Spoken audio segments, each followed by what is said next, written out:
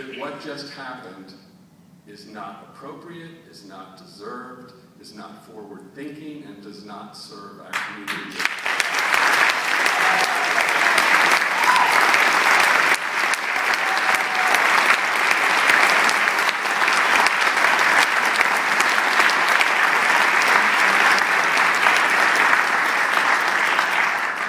Now, I do not say this because, as someone was quoted in the newspaper as saying, you know, Carol is an artistic genius. Oh, baloney. You know? Seriously, don't put that pressure on anybody. For God's sake, don't put it on me, don't put it on poor Carol. You know, Stephen Sondheim is a genius. Tony Kushner is a genius. Leonard Bernstein, Pablo Picasso, George Bernard Shaw, William Shakespeare. Geniuses do exist in the world of the arts, but please, God, don't call any of us one of them. But what Carol is our connection to all of those geniuses. There you go. Talks all that stuff.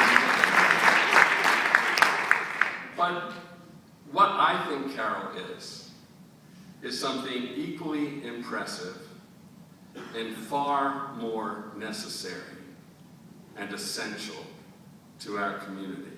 I think Carol is a stalwart presence that has spent the last 19 years bringing us together so that we can speak in one voice, so that we can pull in one direction, earning our trust through hard work, through blood, sweat, and tears, putting herself on the line show after show. And for those of you who haven't done this financially and morally and every other way, put yourself out there so that everybody goes, boy, what a jerk that so-and-so is, It is not easy to be the buck stops here person at a theater and to put yourself out there day after day, week after week, year after year for 19 years. It's not easy being the one that everybody says, well, I don't know, somebody's got to make the decision. Carol, which way do we go? And pick the shows and pick the artists and support the newcomers and engage the community in all the conversations that need to take place. So when someone does that, when someone steps forward and says, I will be a stalwart presence in this community, as they say in Death of a Salesman, attention must be paid.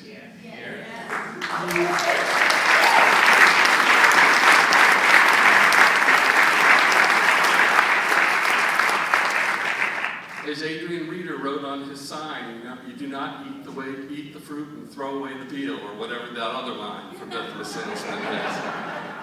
I should be able to quote my Arthur Miller, but I can't. I think there's a strong sense that something inappropriate and improper was done, not just to one person, but to all of us and to our community. Something disrespectful, something discourteous. I don't think it was intended that way. I want to be fair to people who make mistakes, because God knows I make mistakes like nobody else in the business. I don't think it was intentional. I don't think it was intended to come across the way it did, but it did come across the way it did. And there was an article in the paper that said a group of 15 people got together and voted unanimously with one abstention to make this change in personnel. And the reason that I think rallies like this are important is because I think it gives all of us an opportunity to come together and to take a vote and have it recorded in the press and anywhere else where people want to know that we also have an opinion. And so right now, I would like all those of you who think that Carol should retain her job as the artistic director of Firehouse Theatre to please signify so with your applause.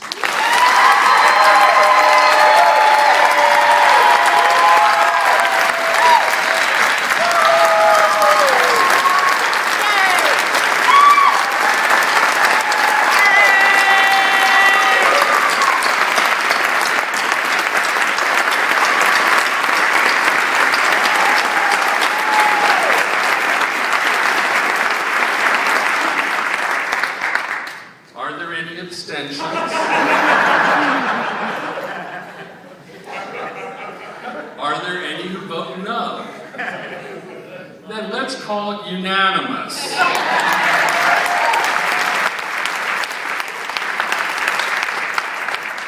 The theater community has voted unanimously with no abstentions.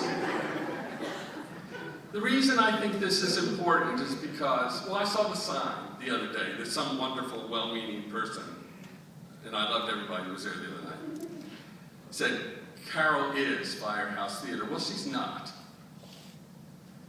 Carol will never say, I am Firehouse Theatre. You will never hear me or any founder, I dare say, I am Virginia Repertory Theatre, or I am Firehouse, or I am insert name of theater here. Because the theaters that we are privileged to lead are so much bigger than that. We are Firehouse Theatre. We are Virginia Repertory Theatre. More to the point, we are Richmond's theater community. And each individual company is not equal to one person, but nor is it equal to 15 people. Each company is owned by the community at large, with no disrespect to the 15 people who, however they were thinking, thought they were doing their job. But that is why, when I received coaxing to stay out of this and coaxing to be quiet, I found it impossible to respond positively to that coaxing, because sometimes you just have to step forward, and when people say, you know, this is none of your business, you go, well, you know, it is.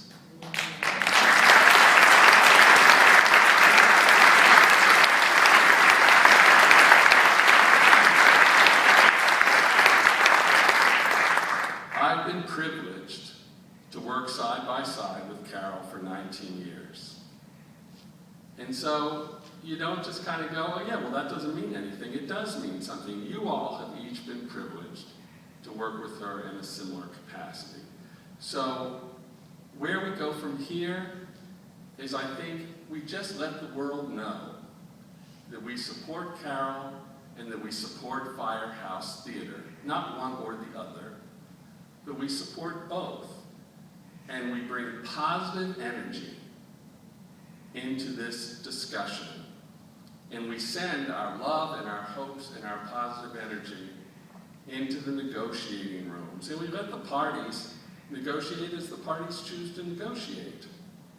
But at least we have had a chance to have our votes recorded and counted. So thank you for being here this evening. I think it's important, and I'm glad that each and every one of you is here. I'm going to turn things back over to Harry. I don't know whether Bill Gordon wants to speak, or I heard maybe Janet was here, but I don't know. But the other founders, and then of course Carol is going to speak to us. So thank you very much.